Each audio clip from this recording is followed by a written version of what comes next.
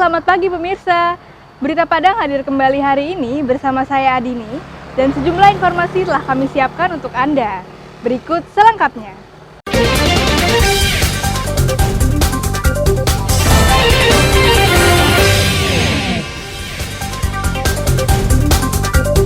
Ratusan warga nyaris bentrok saat sengketa lahan perkebunan sawit di daerah Sikabau, Pasaman Barat. Kembali terjadi, seorang ayah di 50 kota setubuhi anak kandungnya dari kecil hingga remaja. Seorang warga di Solo berhasil membudidayakan kambing etawa di daerahnya dan telah berhasil memproduksi susu kambing setiap hari.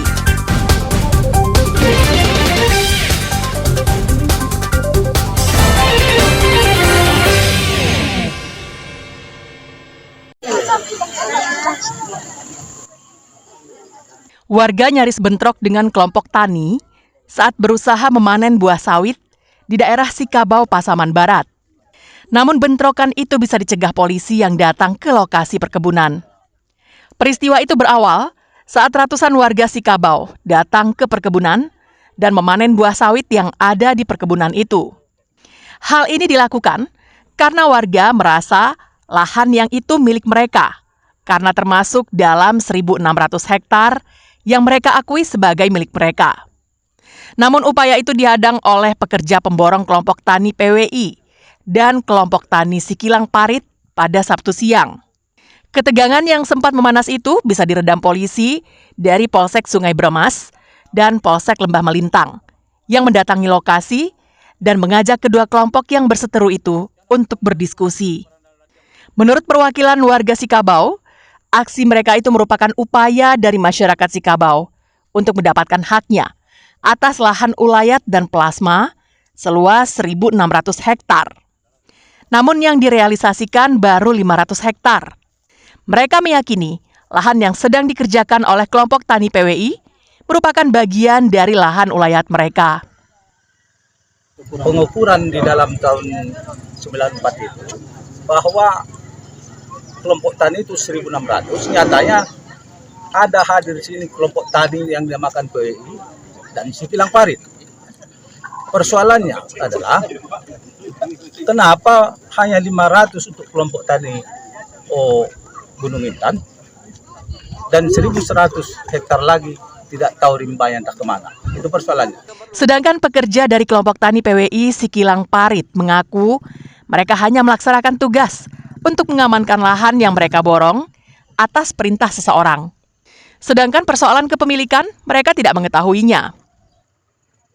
Seperti yang itulah, coba Bapak lihat tuh yang walaupun terujung, ada pengambilan ataupun tanpa sengaja.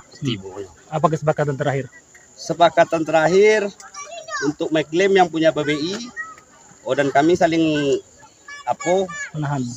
saling menahan, kedua belah pihak sama menjaga. Hasil mediasi yang dilakukan polisi, kedua belah pihak sepakat untuk saling menjaga dan tidak melakukan aktivitas apapun di lahan yang disengketakan. Safatul Ulum melaporkan dari Pasaman Barat.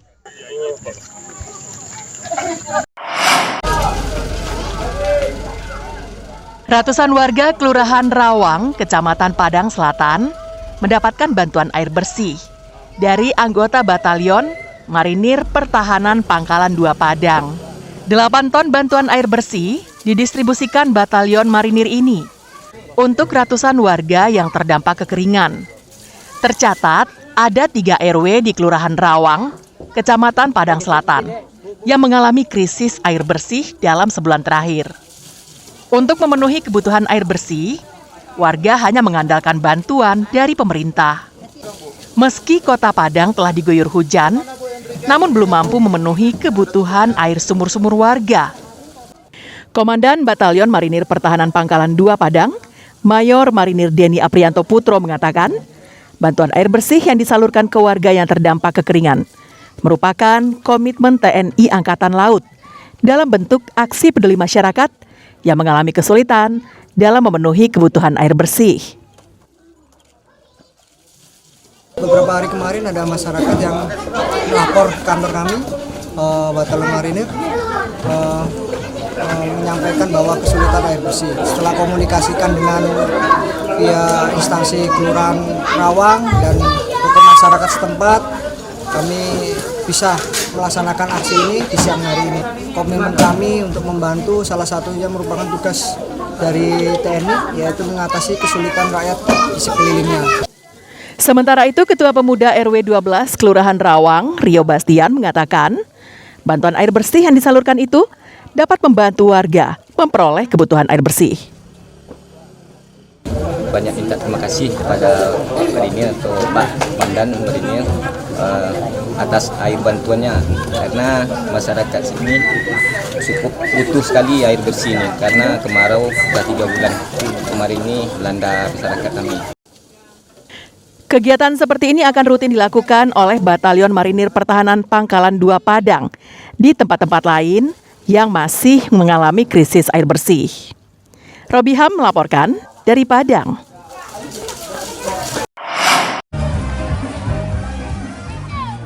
Ratusan warga Air Bangis di Pasaman Barat mendapatkan pemeriksaan kesehatan gratis dari alumni sebuah sekolah tinggi kesehatan.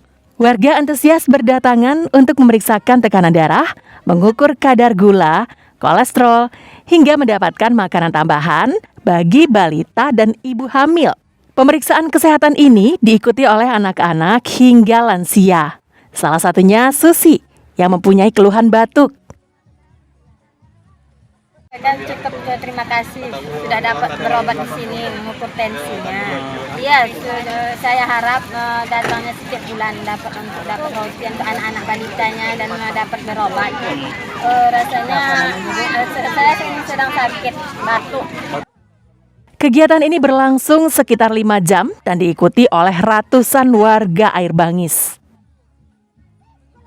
Alhamdulillah hari ini kita bisa berbagi dalam artian dalam bentuk pemeriksaan kesehatan gratis kepada masyarakat di Nagari Air Bangis ini. Dan alhamdulillah semoga dengan pelayanan yang kita berikan ini bisa bermanfaat nantinya untuk masyarakat di Air Bangis dan sekitarnya.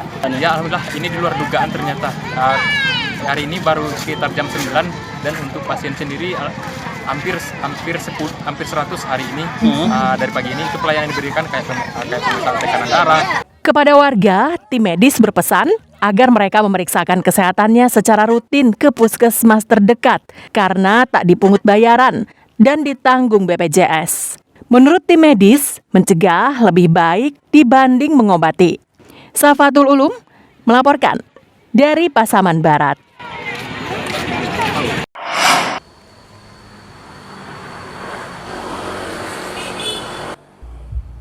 Di Indonesia, hanya ada 2 museum kereta api. Salah satunya terletak di Sawalunto yang dikenal sebagai kota tambang batu bara pada zaman dulu.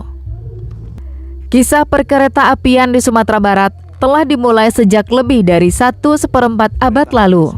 Pada tahun 1887, penjajah Belanda telah membangun jalur kereta api di daerah Pulau Aya yang bertujuan untuk membawa hasil bumi ke pelabuhan Muara Padang. 10 tahun kemudian, Belanda membangun jalur kereta api dari Padang ke Padang Panjang hingga tuntas ke Sawalunto dengan panjang jalurnya mencapai lebih dari 250 km. Pembangunan ini dilakukan Belanda secara besar-besaran karena membangun 3 objek besar sekaligus, yakni Pelabuhan Teluk Bayur, pabrik semen Padang, dan jalur kereta api. Pembangunan ini akan sia-sia jika salah satunya tak berhasil. Jalur kereta api dibangun untuk membawa batu bara dari Sawalunto guna keperluan pabrik semen Padang. Pelabuhan Teluk Bayur dibangun untuk mengapalkan semen ke luar negeri. Namun sejarah kereta api di Sumatera Barat meredup seiring dengan ditutupnya tambang batu bara Ombilin pada awal tahun 2000. Pemerintah Kota Sawalunto kala itu menyulap stasiun kereta api menjadi museum dan mendatangkan lokomotif uap dari Ambarawa sebagai daya tarik utama keberadaan museum itu. Tempat wisatanya cukup bagus ya, bisa dibilang bagus untuk wisata edukasi untuk anak-anak, supaya anak-anak bisa tahu gimana sejarah kereta api Indonesia dari awal masa penjajahan sampai saat ini gitu Pak. Semoga ditambahkan lagi fasilitas-fasilitasnya ya biar lebih lengkap, biar para pengunjung lebih nyaman ya. Terus peninggalan-peninggalan yang lama itu biar lebih rawat lagi, biar lebih dijaga lagi gitu. Sejarah dan perkembangan kereta api Sumatera Barat tersimpan dengan rapi di museum itu, yang dilengkapi dengan berbagai peralatan yang digunakan untuk mengoperasikan kereta api, seperti tutmors, lampu wesel, lampu penilik jalan, pistol sinyal, trompet keberangkatan kereta, dan lainnya. Ketika tambang batu bara tidak beroperasi lagi, dan otomatis jelas kereta yang membawa batu bara dari Sawalunto tidak beroperasi, makanya pemerintah Kota Sawalunto bagaimana caranya untuk meramaikan Sawalunto, maka dibuatlah pariwisata. Maka dengan kerjasama dengan PT KAI, maka bangunan yang stasiun dulunya dijadikanlah museum kereta api kedua di Indonesia.